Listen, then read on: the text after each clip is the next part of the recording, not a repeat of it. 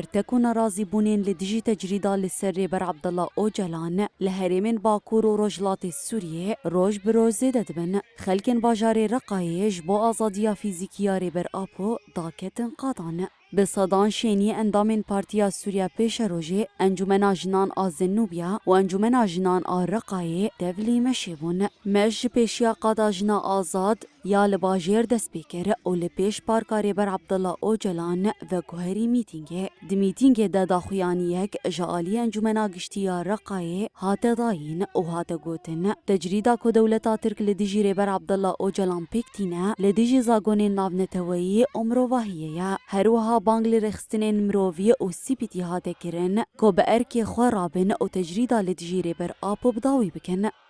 زالت الدولة التركية تمارس الانتهاكات في معتقلاتها. گریدایی همان مجاری یکیتیا پارێزەران ئاهەرێما فراتێ ji bo şermezarkirina tecrîda giran a li dijî rêber Abdullah Öcalan daxuyaniyek ji raya giştî re parvekir. Bêdahanê endamên yekîtiyê û parêzer li pêşiya navenda yekîtiyê ya li bajarê Kobanê kombûn û daxuyanî dan. Di daxuyaniyê de tecrîda li dijî rêber Abdullah Öcalan û girtiyên din ên li İmraliyê hate şermezarkirin û hate diyarkirin ku dewleta Tirka dagirker li dijî تين لإمرالية كريارين در مروفي و نه أخلاقي بيكتينا دداوية دا يكتيا باريزران آهري ما فراتي بانگل رخصتنين مروفي و سيبتي كرن كو تجريدي بداوي بكن و آزادية فيزيكيا ريبر عبدالله أوجلان مسوغر بكن